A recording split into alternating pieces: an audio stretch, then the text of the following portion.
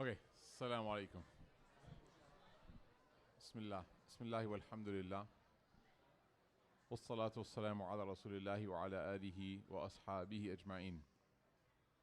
Welcome home, everybody. It's good to see everybody here, alhamdulillah.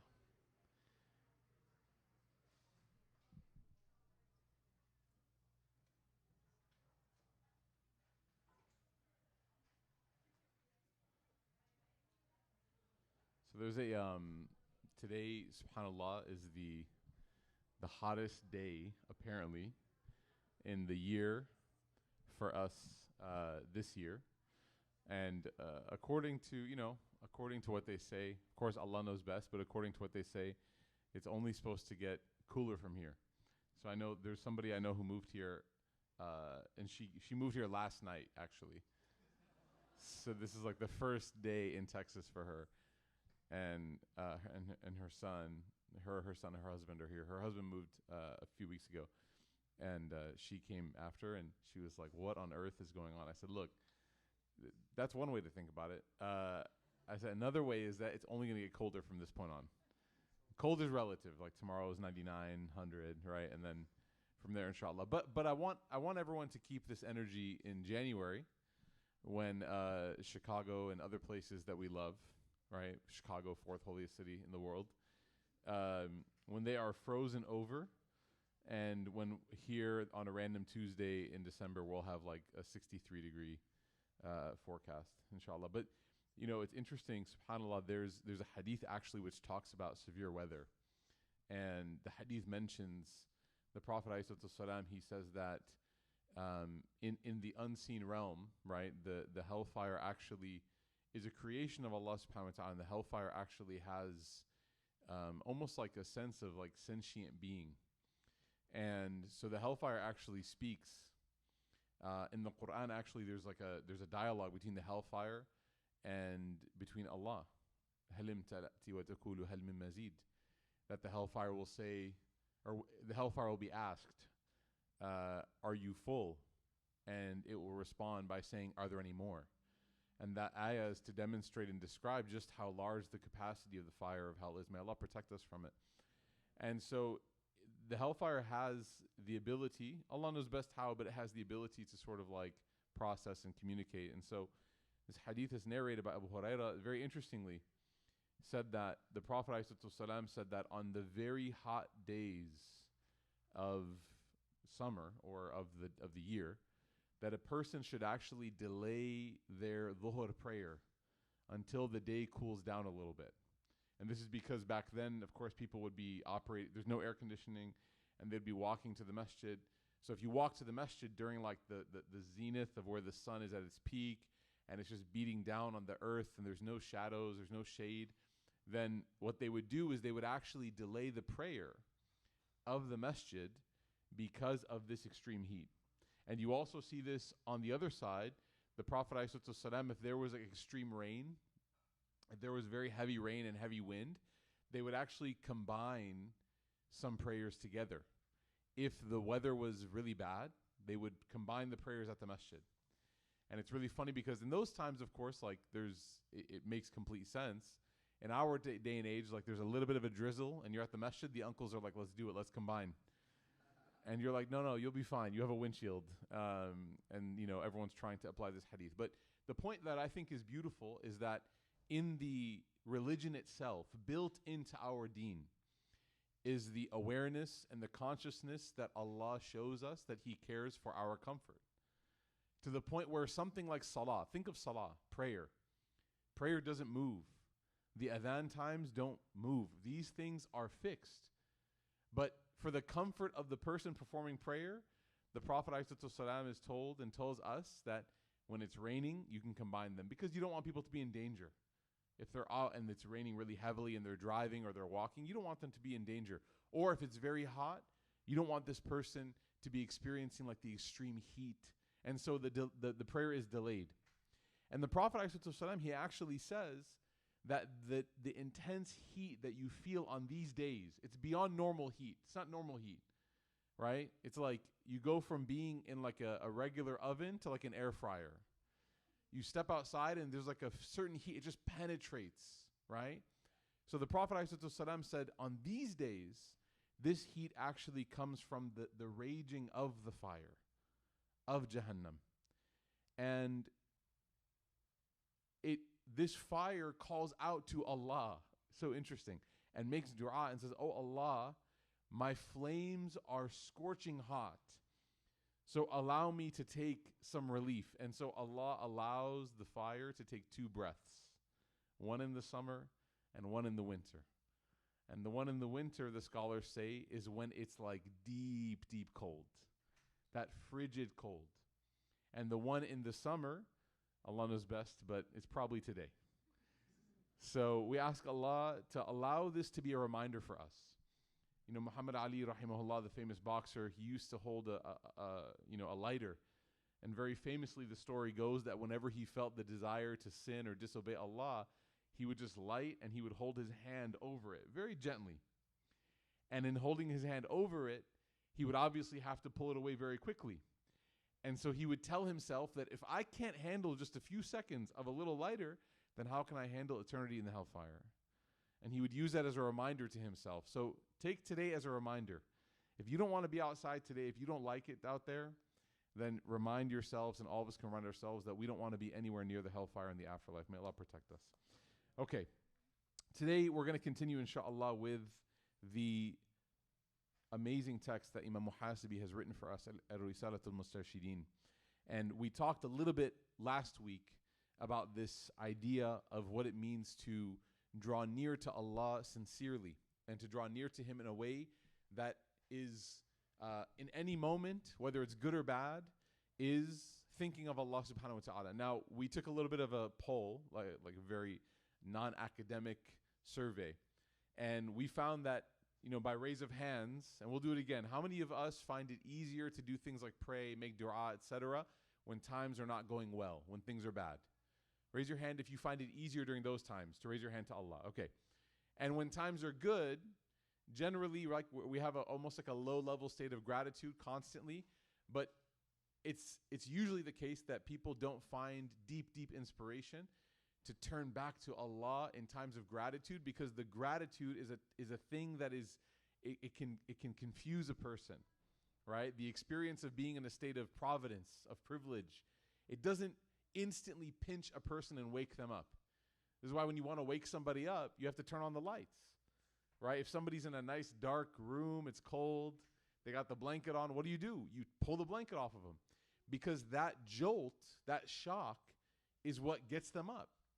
But if a person is comfortable, it's very difficult for them to rouse from the slumber that they're in. So if we're talking about dunya and we're talking about our experience, as long as things are going well, we're sleeping, we're napping.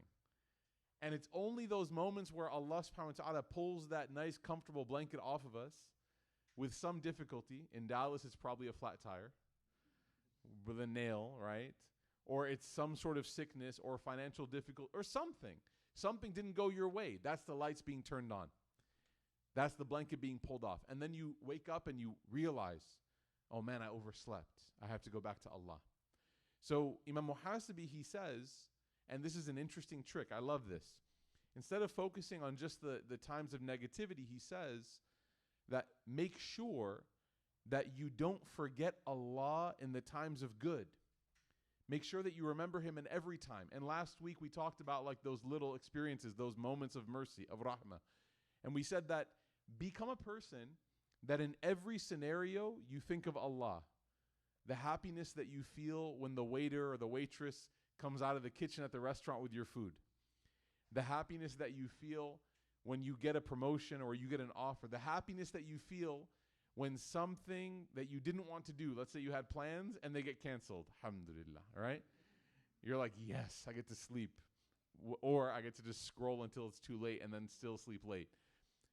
Those moments where Allah gives you that little just burst of relief, of rahmah, that's a time where you need to remember Allah. Why? Imam Muhasibi says, because if you can remember Allah during times of good, then you'll be able to call on that muscle during times of difficulty. And he mentions here something very important. And the commentator mentions this as well.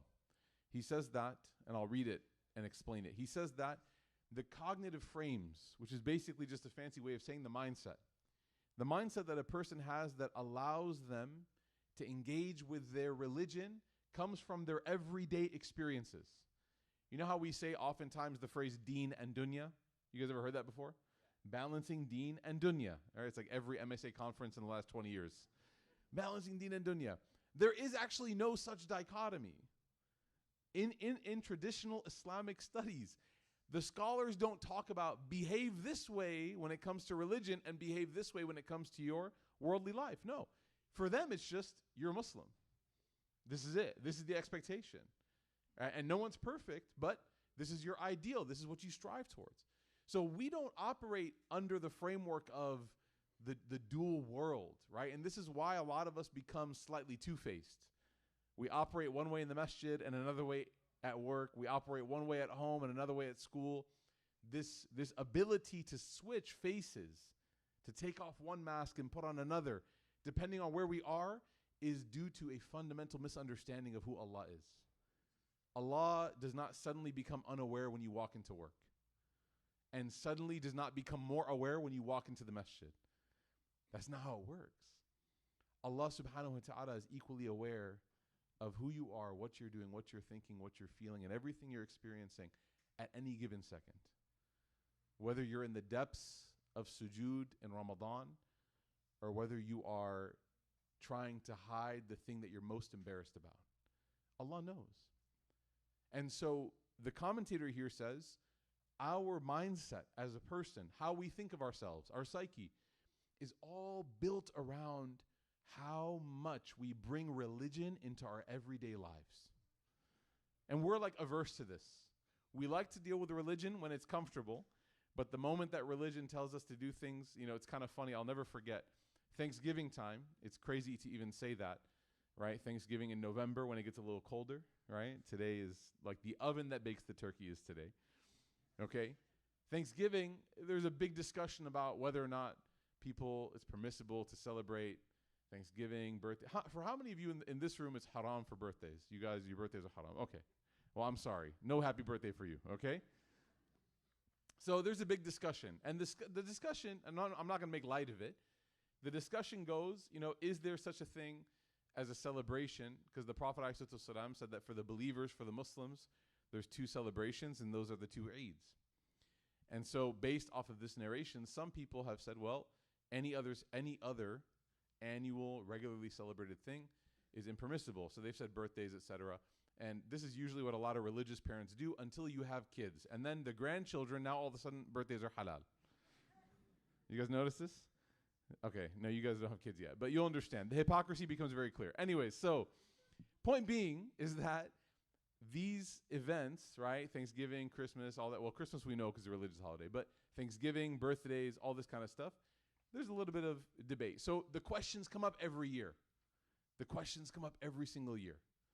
Does a person have the ability to buy turkey? Is it okay if a person gets a turkey? Is it okay if they enjoy a meal on this day with their family, with their friends? Is that okay? So there was one time a brother who came to the masjid and he was actually asking about this question. And he asked the imam, he said, oh, imam, is it permissible for me to do this, to have Thanksgiving meal with my friends and family?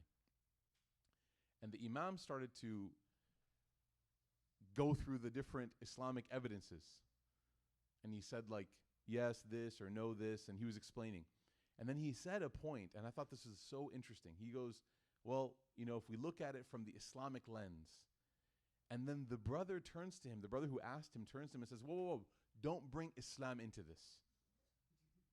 You guys get me here? He's like, is it halal to celebrate Thanksgiving? And the imam goes, well, if we do this, this, this. And he goes, if we bring in the Islamic, and he goes, whoa, whoa, whoa, don't bring Islam into this. I just want to know, is it okay or not? And it was almost like a riddle. The imam was like, what do I do, But that statement, don't bring Islam into this, is like fundamentally problematic. There's a deep problem with that statement. Don't bring Islam into this. What do you mean? What do you mean? Our entire life is predicated upon whether or not Allah Ta'ala loves or does not love something that we do. That's the fulcrum, that's the crux of our existence. So to say or feel something, don't bring Islam into this. No, that's not how this operates. In fact, we as people should think deeply about this question before we engage with anything. I'll give you another example. There's a Sheikh Salman al-Auda. He's a very well-respected scholar from the Middle East. And people asked him about social media. Is it permissible? Is it not? And you know what he said? You guys ready? Okay. He said, I don't know. That was his answer. They said, is it permissible to have Instagram? He goes, I don't know. They said, what about Facebook? He goes, I don't know. And look at this. He said something very powerful. He said, I can't legislate on this. I can't give an answer because we don't know yet how it affects our religion. We don't know. And now you're seeing the FDA giving official recommendations to parents that if you have a child in high school, that you need to limit their time on social media because it has adverse effects on their physical and mental and emotional well-being. SubhanAllah. And I remember back then, you know, people put out that fatwa where he said, I don't know. And they're like, oh my God, Islam is so incapable with the modern world. But look at, SubhanAllah, how smart he is. He said, I'm not going to give an answer because we actually don't know how this stuff works. We don't know how it messes with people's brains. We don't know whether or not, right, these filters are going to make us feel less about ourselves. We don't know what decisions constant exposure will have on us. SubhanAllah. So, going all the way back, the author here says what? He says, the Muslim's job is to try to engage with Islam in the mundane actions. One question you should ask is this something that is pleasing to Allah subhanahu wa ta'ala? Is this something that is displeasing to him? If I'm doing this, is it a problem? You know, the Prophet ﷺ one time was asked by somebody, what should I do? What's the ruling? And he said a very interesting answer. He said, Istafti qalbak. He said, seek fatwa from your heart. Seek fatwa from your heart. Meaning what? Ask yourself, what do you think? Now, this guy wasn't like, I think it's halal, deuces, right? He just leaves and does whatever he wants. No. The Prophet ﷺ was telling him that if your heart is in a good enough state, you should really, really, every person who has a baseline understanding of virtue and vice, dare I say, like almost like a childlike understanding of it, that person should be able to, you know, deduce whether or not something is okay. Just based, you don't have to, we're not talking about legal stuff. We're not saying you don't want to sign a, I think this is haram, boom. But the person should know in themselves, like, you know what? Doing this, wearing this, watching this, listening to this, buying this, behaving like this is either good or not good. And every Muslim is empowered to ask themselves those questions. Everybody. That's your relationship with Allah subhanahu wa ta'ala. So then he says, the moment that your everyday experiences start to tally up and give you constant remembrance of Allah in every moment, he says that's when you start to feel Islam in your heart. As long as Islam is a stranger in your life, Islam will feel strange.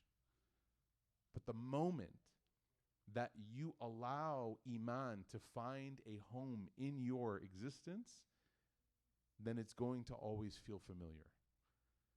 And the decisions that you make will match the familiarity that you have with your faith. He says one thing that we can do in order to understand this point is that realize that every single person that's involved in our life was brought to us by the sake of Allah subhanahu wa ta'ala. Every single person. Right? Those people that you love, those people that you don't love, and those people that are in between. Right? The people that you deeply care about, those people that you do not care about. Oh man, Allah forgive us. Those people that you just want to have some space from. But you know what's crazy? Some of the best lessons in life can be learned from the people that you don't want to learn them from. And this is why Imam al-Ghazali, he actually said, like, one of the tools that a person can really have, they can work on, is being able to extract lessons from somebody that you don't like. Because the person that doesn't like you will oftentimes be the most honest with you. Your friends will hide your flaws because they love you and they don't want to ruin the relationship. But your enemy will just call you out. Right? You'll get into an argument and they're like, yeah, that shirt's ugly anyways. And all your friends are like, no, it's not. And you're like, no, it must be. That person would have no reason to lie. You're all liars. You love me. That person's telling the truth. Imam Ghazali said this. So he said that realize that everyone who is in your life was brought to you by Allah for some reason. Whether that person is adding something or testing you or giving you or taking from you, every single moment was brought to you by Allah subhanahu wa ta'ala. And when you realize that, you will understand Allah ta'ala's bounty and His grace in every single way in your life. May Allah ta'ala give us this. Okay, then last week we finished on this point, the point we talked about. Well, we kind of finished on this and then we started the next one. We didn't make it too far. But he says that when you pray, one of the ways to make this something very, very habitual is that when you pray, always pray your prayer as if it's your final prayer. And this sounds really difficult and dramatic, but you don't have to make it that way. When you stand up to pray, all you have to do is just tell yourself in your head, doesn't have to be a loud dramatic announcement. Hey, where are you going, Abdul? I'm going to go pray. This might be my last one. Don't say that before boarding a flight, right? Just don't say that, okay? But you say it internally to yourself, right? You tell yourself, like, what if this is in fact my last Dhuhr? And again, all of us are familiar enough, all of us are connected enough with communities, with families, where we've experienced and we've seen the youth that we grew up with or that we are close to pass away. Many people in this room are connected to people that passed away at an age that is completely normatively unexpected. But I don't say too early because nothing is too early. Allah's decree is exactly when it's meant to be. But we feel in our heart that that's so strange that I'm 36 and this person's 36 and they passed away and I didn't. I don't expect to pass away at 36. We still have hopes and aspirations and dreams. We don't think about our passing days. May Allah Ta'ala give us a good ending when it comes time for us. So you don't have to necessarily make it a big dramatic moment, but just when you stand, tell yourself that if this were to be the last prayer that I prayed, would I regret it in the grave or not? Would I regret it in the grave or not? Now, a lot of times we say this before we pray. You stand and the Prophet ﷺ would tell everybody, pray this as if it's your final prayer. Pray as if it's your departing prayer. But I want to challenge everybody by asking yourself the question after you finish. So when you say, Assalamu alaikum wa rahmatullah, Assalamu alaikum wa rahmatullah, just in that moment say, is that prayer something that if this were my last day, I would feel comfortable presenting that to Allah? Or do I not even know what prayer I just prayed? Do I have to think for a moment? Did I just do 5 rak'ah for Maghrib? Right?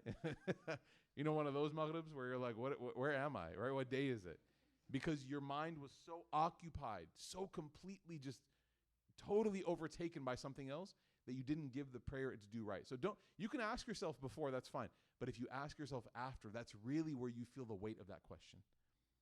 Is this where I'm going to be? Is this really the status, the presentation that I want to have before Allah subhanahu wa ta'ala? And why prayer? Prayer because the hadith tells us that if a person's prayer is good, everything else will be fine on the day of judgment. The first thing that's looked at is salah. This doesn't mean, by the way, that the person's like, you can pray and then do whatever else you want. No. What this means is that prayer is so powerful. And being consistent in prayer is such a unique challenge. It's not easy, by the way. It's simple, but it's not easy to always conquer yourself in your schedule. Whether it's sleep, whether it's busyness, whether it's motivation, there's so many diseases that can attack the pillar of prayer. But if you can defend that pillar and preserve it, Allah subhanahu wa ta'ala promises you that the rest of your day of judgment will go well. It's worth it. All of the things that we have struggles with, all of the things that we hope that Allah will overlook on the day of judgment, He promises us a pathway to that if we can guarantee our prayers. May Allah make us strong in our prayers. So he finishes, subhanAllah, and he says, when you pray, let it be the prayer of farewell. We should pray in a way that's beautiful. We should dress beautifully. Even if we can't change our garments because we're at work or we're somewhere where it's not possible, we should present ourselves in a beautiful way. You know, one of the things that my teachers taught me was that, you know, for the man who doesn't have to cover their arms necessarily, they say that, you know, rolling up sleeves, but there's a hadith in which the Prophet ﷺ actually said that the sleeve should not be rolled up during prayer for men. And one of my teachers says, part of this is because it's poor presentation. It's a bad way to present yourself. Would you ever walk into an important meeting and walk in like this? Unless you're going to Home Depot? No, there's no way that you're going to walk in anywhere like that. If you're presenting yourself nicely, you're going to present yourself in a way that's proper, right? You're going to pull your shirt.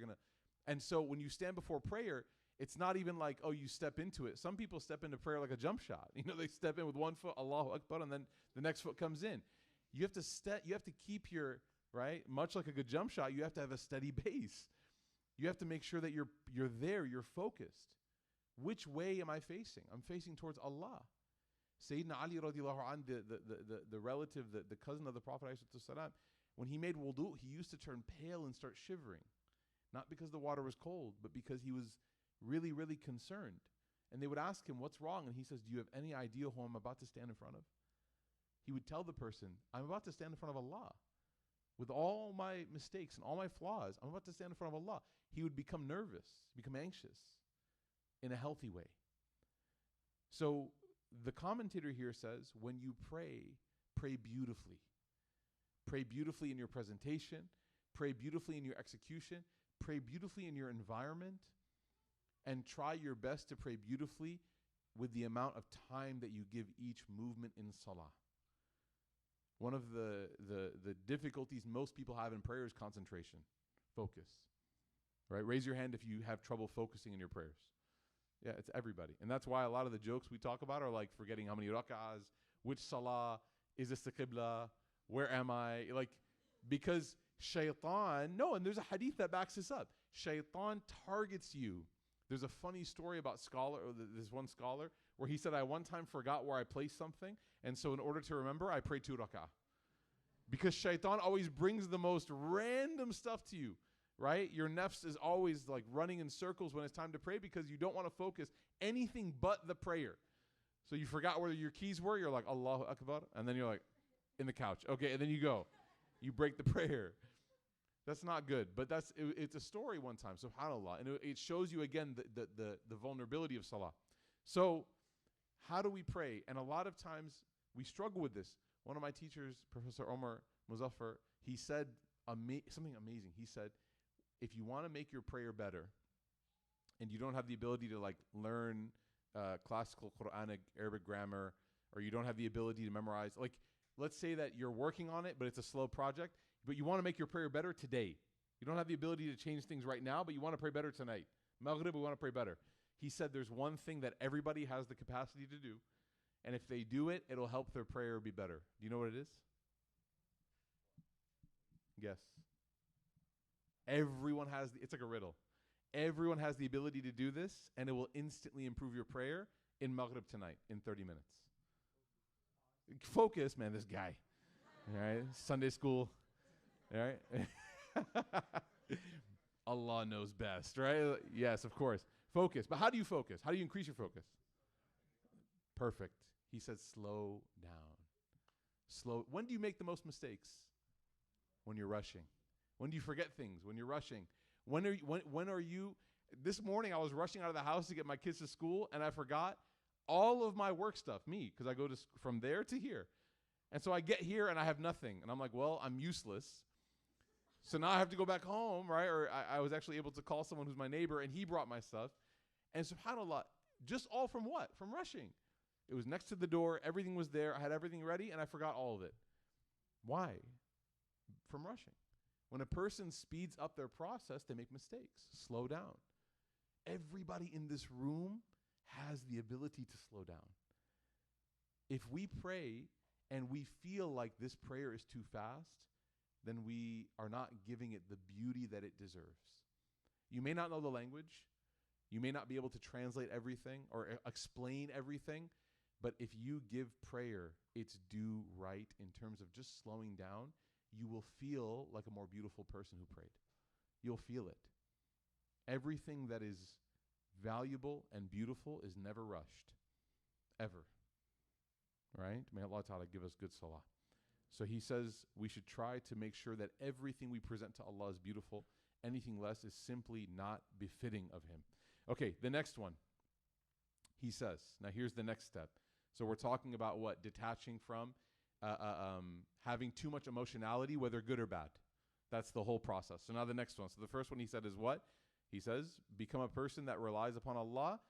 Pray as if it's your last. Make sure that you pray beautifully. Then he says, know that you will never experience this sweetness of faith until you have trust in Allah's decree and destiny, whether it be good or whether it be bitter, whether it be sweet or whether it be bitter. This is a really tough one. It's really tough. Whether you look at a micro tragedy in your own life, something that happened today, whether you look at something that's happening over the course of a lot of time, something you've been struggling with, something that you've been dealt, whether or not you look at global tragedy like Gaza, whether or not you look at, there's so many different tragedies that the heart of a human being naturally is predisposed to question why. Like, why is this happening? This is not good. And if Allah subhanahu wa ta'ala, why can't he just change it? Why can't he just make it something that is good? Now, this is an interesting storyline that's always found in the Quran, in the lives of the prophets, alayhim salam. You look at all the lives of the prophets, and their lives are filled with bad things. You could actually probably characterize their lives as being, if we were to say it in our terms, more bad than good in terms of what they experienced. If you looked at their life and what happened and what occurred to them, their history, it was all bitter, sour, tough moments with very few moments in between that were like truly celebratory, right? But you never see that these prophets, these people, ever use these moments to like rebel or resent Allah subhanahu wa ta'ala. Never. What was it about them? What was different? We're human beings. They were human beings. They were the best of humans, but they were still humans. So what is it about them that changes their ability to see it? It's all a matter of perspective. It's all a matter of perspective. The Prophet ﷺ, he says, and I'll tell you this in a narration, it's very beautiful. He says, عَجَبًا لِأَمْرِ الْمُؤْمِنِ. He says, إِنَّ أَمْرَهُ كُلَّهُ خَيْرٌ وَلَيْسَ ذَلِكَ لِأَحَدٍ إِلَّا لِلْمُؤْمِنِ. He says, the life of a believing person is so unique because every single thing that this person experiences is good. And then he clarifies, وَلَيْسَ ذَلِكَ لِأَحَدٍ. It's not this way for anybody. إِلَّا الْمُؤْمِنِ إِلَّا لِلْمُؤْمِنِ. Except for a believer. You're the only person, if you believe in God and you have a relationship with his revelation and his messenger, sallallahu alaihi wasallam, peace be upon him, you have been given a gift of perspective. Every believer. The perspective can be multi-layered. It can be like, you know what? There's good in this. Or maybe there's no good in it and you're like, you know what? There's good coming after this. Or you can say, you know what? There's no good in this. There's no good coming after this. Right? You're also a very negative person. But, right? And you can say, but maybe because of this, I'll get paradise. Maybe because of it, I'll get Jannah. So no matter what, no matter where you stop, the believer always has the end result of any difficulty is always something good. And the person who's optimistic with Allah, they actually see Allah in every moment. So they're like, there's good in this, there will be good after this, and I'll get Jannah because of this. Right? So the more your relationship develops, the more you're able to have those three levels be stronger. But it still doesn't give us the reason as to why these things happen. And I'm going to give you a secret. One of the things that holds people back from their relationship with Allah is the need and the desire to try to understand everything that's happening and why it's happening. And we went over the whole series, right? Why do bad things happen? We did that whole series. I want to give you one line from this man. His name is Imam al-Tahawi. He's a genius. And I want to share with you what he said about this. So the question is, why do bad things happen? And why can't I know exactly why they happen? Right? Now, he says, when it comes to the knowledge of the unseen, this stuff, he says, this is a secret to Allah alone. It's a secret. And you don't have access to it. The reality is, Allah's knowledge is infinite, our knowledge is finite. Some scholars, they said that, if you were to compare the knowledge of Allah to the knowledge of a person, it would be like the vastness of every body of water on the earth compared to one single drop of mist. And they said it's even greater than that. So when you think of, oh Allah, why don't you let me understand why this is happening? You first have to answer the question, what's the gap between Allah's knowledge and yours? If you can answer that question, everything else becomes easier. So he says this is a secret that Allah Ta'ala has not given to anyone in his creation. Ready? He goes, no angel knows it. No angel knows it. The angels, they obey Allah, but they don't know the future. In fact, we have proof of this in the Quran. When Allah created Adam alayhi salam, what did the angels do? Were they happy? Were they confused? They were a little confused. They questioned it. They said, why would you create this human being? Because they said, we constantly worship you. We're praising you. Like what more is it that is needed or is wanted from this creation, the human being? The angels are like, basically like, we're doing everything. We're praying, we're worshiping, every kind of devotion is being fulfilled by us.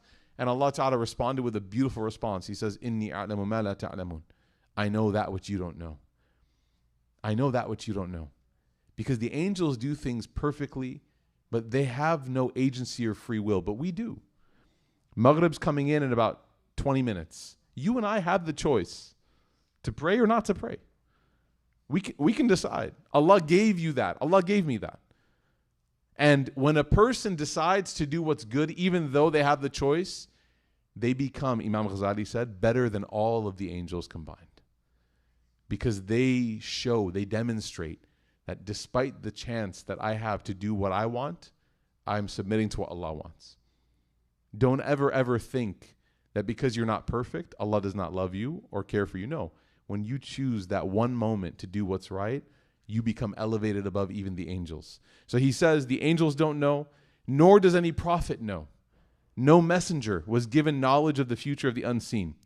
Now listen to this. He says, now when you try to dive deep into this stuff and really try to unpack it and go to these different sort of positions and how do I figure it out? He says all it does is cause you to go further and further away from Allah subhanahu wa ta'ala.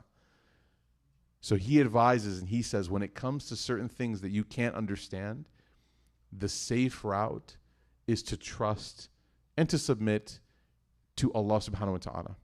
That's why in the Quran, when Allah presents something that's challenging for us to understand, like the creation of the heavens and the earth and the creation of humanity and provision and all this, Allah never gives us like math equations to figure it out. It's not like chapter 3, Surah Trigonometry. Like that's not how this works. What does Allah do? Very interesting. Whenever Allah presents challenging concepts for us to comprehend, you know what he does?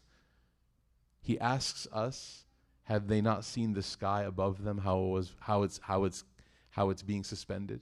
Have they not seen the birds in the sky, how they fly? Have they not seen the clouds, how they move? Have they not seen the mountains, how they're pegged into the earth?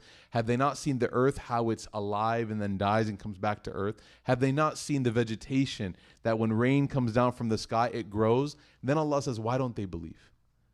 He doesn't ask you to use the math part of your brain. Sorry if you're a nerd. He asks you to use your heart and to think about your own existence, not to try to prove it. Reflect on your existence. Don't try to prove it. And that's what gives you that sense of tranquility and trust. Now, when you think, why is this happening to me? This sickness, this family dispute, this business thing gone wrong, this layoff, this rishta that went south. I know that one's going to cut deep. I'm sorry. I just saw a lot of people just sit up. They're like, how does he know?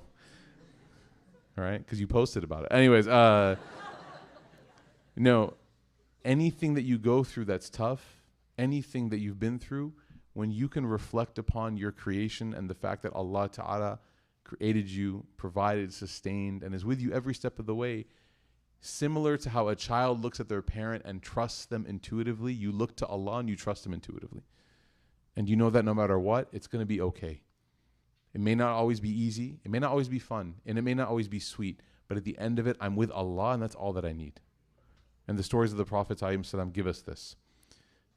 Now, there's one last thing that we'll cover tonight. By the way, if you have any questions, we have a Q&A, slido.com, and you can type in Heartwork.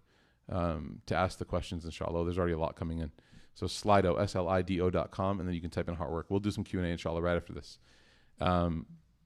He says the next thing that gives you this sense of sincerity and detachment from the hyper-emotional of the love and hatred that you can experience in life is, he says, speak the truth and act on it. Speak the truth and act on the truth, and God will increase you in your ability to see the truth. So there's two things here, actually. I know it sounds like speak the truth and act on it, but it's actually two separate things. Number one, some people are a lot better at talking than they are doing. Raise your hand if you know how to do something perfectly, but you're really bad at it. Raise your hand if you failed at dieting before. Okay, raise your hand if you have too much dessert sometimes. You know how to do something perfectly. You can explain it perfectly, but you're bad at it. Anybody? Okay, an example like Michael Jordan in basketball. Really good at it, horrible GM, right? Really, really good at something, but not necessarily the best at doing what you know, okay? This is okay. It's part of being a human being. Like, not everyone is perfect in executing what they know. I understand how to dunk a basketball. I understand conceptually when you take the ball and you jump and you put it through the hoop. I get that. Execute that, Habibi, maybe in high school. All right. Now my orthopedic surgeon's here, right? 2 ACLs later, I'm just happy to sit down. All right. Okay, alhamdulillah. No, I'm joking. I'm back to hooping. Some brothers know. Okay. So we can understand something theoretically perfectly, but the ability to execute it is very challenging. In the mundane world, it's fine. In the religious world, this is called hypocrisy. In the spiritual side of our life, this is what's called nifaq, is when a person knows, but they refuse to try. I know how to pray, but I don't want to. I know how to tell the truth, but I don't. I lie. I know how to be honest, but I'm very dishonest in my dealings. This, in the mundane world, it's fine, man. I know how to build IKEA furniture, but boy, I'm not doing it, right? But in the spiritual world, you cannot be the person that knows something and doesn't do it. And ignorance is not bliss. So that's number one. Now, there's another side to this, which is that some people are really good at doing something, but they're not good at speaking about it or proclaiming it, which means that they only do it when they're comfortable. They're only in a position of comfort. They can only engage in it when they're comfortable. The Prophet ﷺ, when he spoke to people about virtue and what is right and what Allah loves, he wouldn't only do it, he would also speak to people about it. One of the most disheartening things that we are witnessing now as a result of like internet culture, all these videos show up and you see these really, really difficult things that happen to people, whether it's crimes or whether somebody's going through an unfortunate circumstance, they get injured and everybody next to them on the sidewalk just keeps going. Have you guys ever seen these videos? Somebody like gets hit by something and they get injured and they're on the ground in pain and people are like, I got to go to work.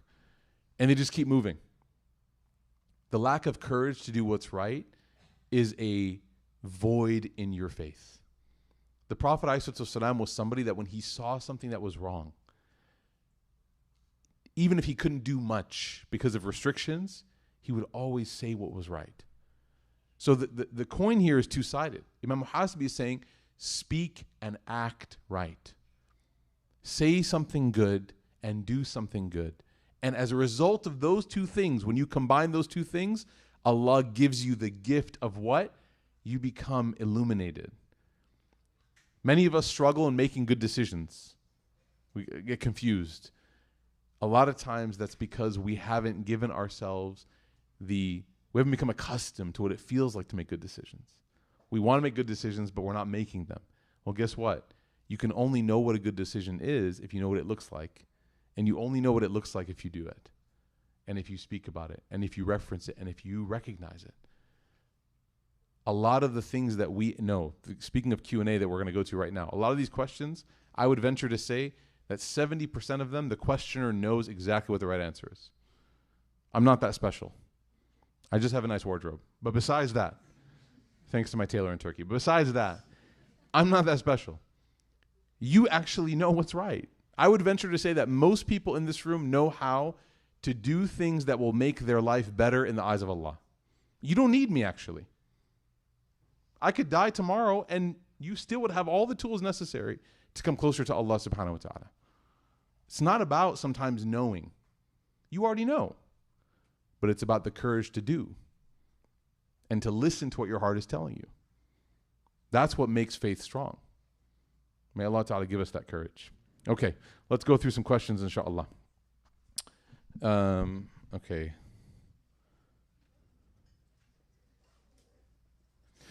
Anything that's like super personal, I probably am not going to answer because it's like very personal. And I don't want to give like very personal answers in a public forum. So I'm going to skip over the ones that are like very personal.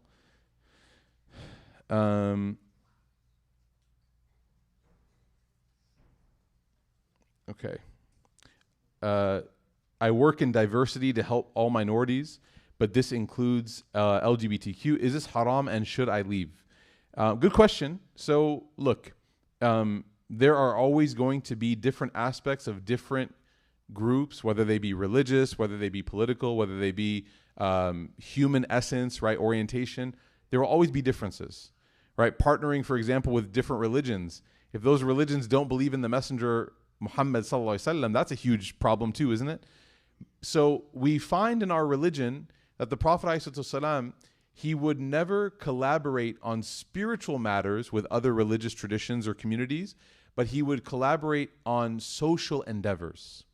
Okay, so for example, if there's a church and a synagogue and a temple and a group of people who believe in science, or and Muslims who want to get together and solve like hunger, that's great. You should absolutely be a part of that, for sure.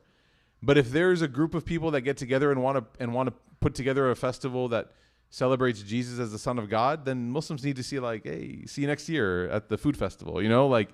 That's where you draw your line. So the boundaries that we have are not necessarily people, but it's what the essence of the work is. Right? Muslims are allowed to engage with any individual, whether that person is a believer, non-believer, whether that person shares your moral compass or doesn't, in the work that we can agree on. But if the work we cannot agree on, then that is where we draw our line and we offer, right, thoughts and prayers. We offer condolences or support or whatever it is, but we don't necessarily have to be, the active support in those endeavors. So ask yourself the question, is this something that contradicts my religion? The effort itself, not the people, but the effort. Does it contradict my religious values? And if it does, then I have to take a step back. But if it does not, if the effort is about cleaning up the city, if the effort is about pollution, right? The solution for pollution. Great brand, by the way. I'll take that one for free. If the effort is about like animal shelters or shelters for families that are struggling with drug abuse and addiction. I mean, there's so many different great efforts. Those are fine as long as you're not contributing to the actual disagreeable parts of the groups themselves. Wallahu a'lam. Allah knows best. Okay. Let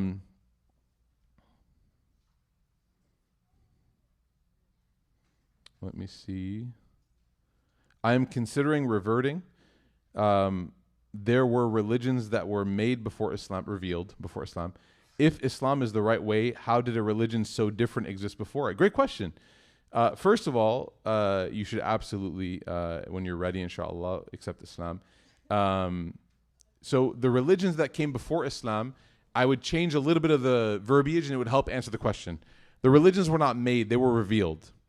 So we believe the Prophet ﷺ taught us that along with the religions that we're familiar with, right, like the Abrahamic faiths, there were 144,000 prophets that Allah subhanahu wa ta'ala sent, each of them with their own book. So across the history of time, and 144,000 could also be a rhetorical number, meaning it could have been more.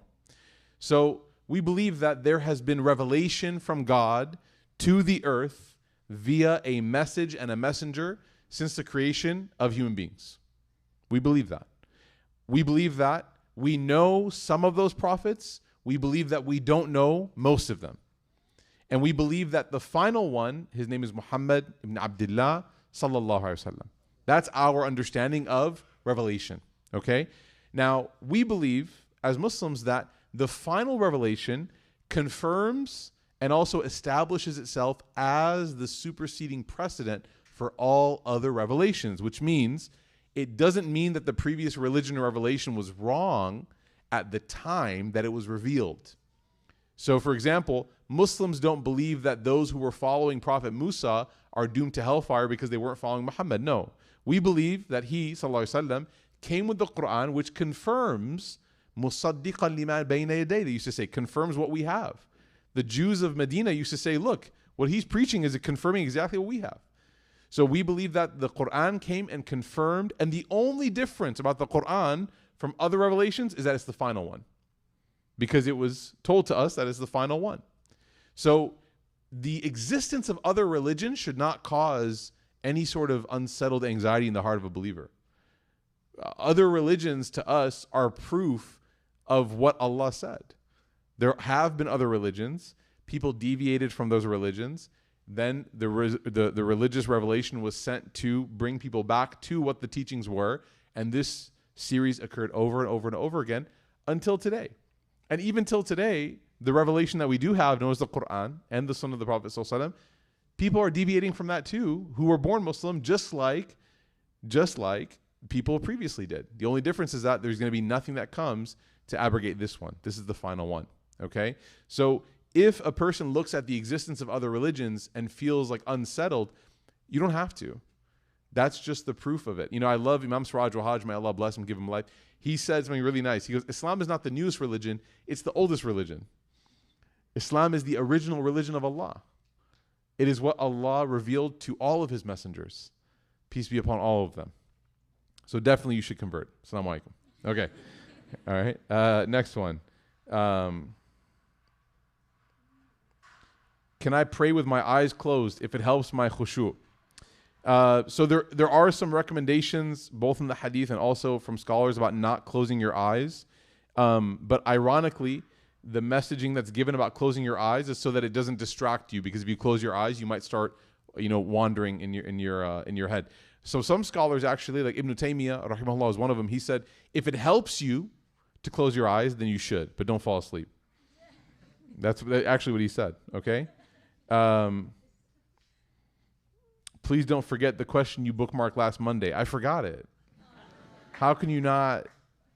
I can go back to it. Hold on, let me see. Someone sounds desperate, and it got a lot of upvotes. Not desperate like that. Why is everything an offensive thing? They literally just sound desperate. Which question was it? It's 3 a.m. in Kenya. Roots is amazing? No. No, we did that one. Huh? Oh, the dogs? Was it dogs? We ended with dogs? Wow.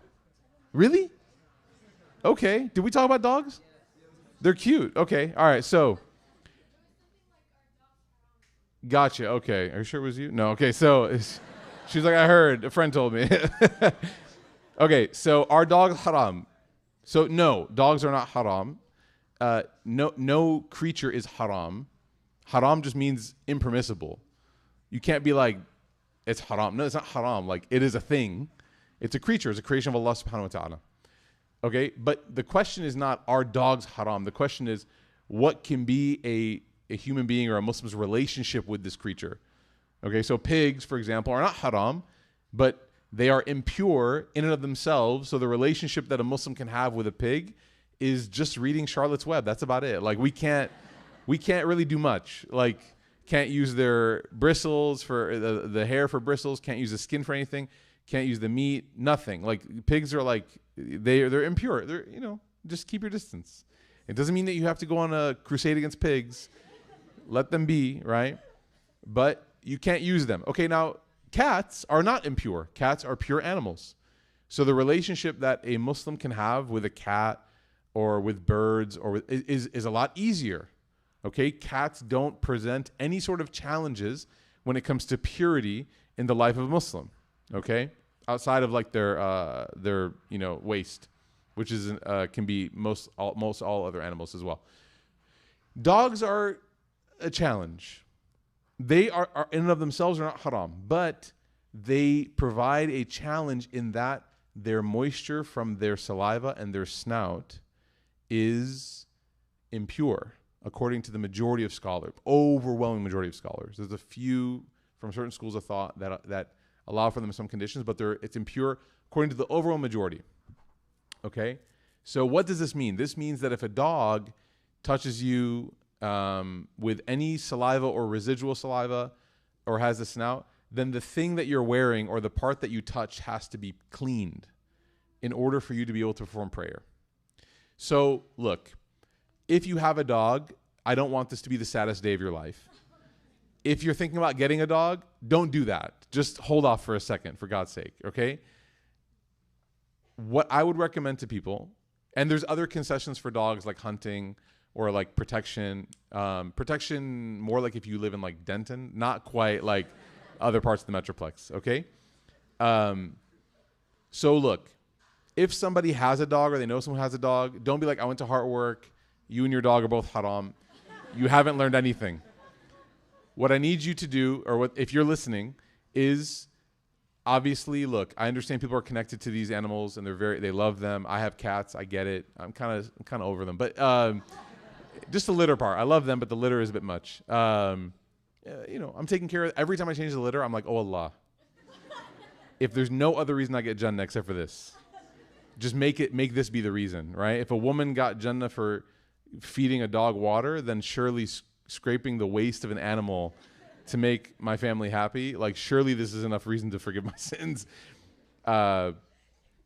So that's my dua every night. So, but the dog, what I would say for a person who has it is prepare a place and a wardrobe for prayer that the dog can never come near, meaning like a room that they never go into, clothing that they never ever make contact with. Maybe leave the clothing in that room. And this is one way to ensure that your prayers are not harmed. That's the big concern. The big concern, like we said, is salah. You don't want your clothing or your space of prayer to be compromised with the impurity of anything. And the dog, right, can be a problem with this. Okay, so don't let them go in this room. Don't let them touch your clothing. If you pet them and touch them, then you have to wash up.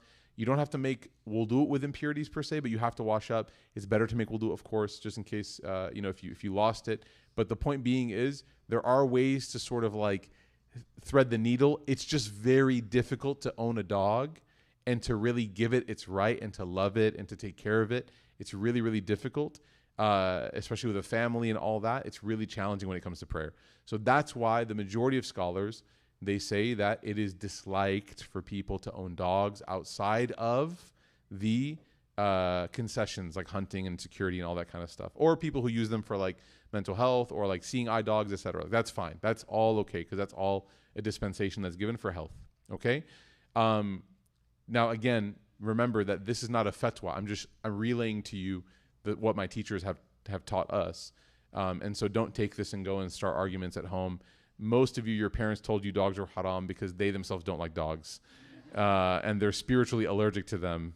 And they told you were allergic as well. So I'm happy that you remembered. Thank you. Jazakallah khairan. That's a good way for us to end. May Allah Ta'ala bless everybody here. May Allah Ta'ala give us the ability to practice everything that we've read and that we've heard. May Allah Ta'ala give us the ability to always be a person that prays our prayers with complete focus and complete beauty.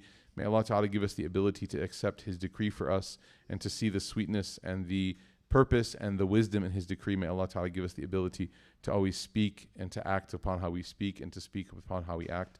And may Allah Ta'ala give our hearts increased light and vision. Ameen, ameen, ya Rabbil Alameen. Continue to make dua for those in Gaza, for those across the world, Sudan, Somalia, who are struggling, the Rohingya in Burma, and for Bangladesh. Please make dua. One of the taxes of being comfortable is that you cannot forget those who are uncomfortable. That's the spiritual tax. If Allah puts you in a position of comfort, it's not anything about you that's special. You have a responsibility to remember those who are uncomfortable. It's a personal responsibility. So every day, make dua for the ummah of Muhammad sallallahu alaihi wasallam, and for Allah Ta'ala to make it easy for those who have such a difficulty. Ameen ya Rabbil Alameen. Maghrib prayer has just been called for just a minute ago, so we're going to head over to the musalla. If you can please help out, for those of you who sat on the chairs, by helping us stack them on the dollies, and for those of you who sat on the back jacks, if you could just line them up nicely here in the front. Try to be careful with the plants on your way out. Jazakumullah khairan. Wassalamu alaikum wa rahmatullahi wa barakatuh.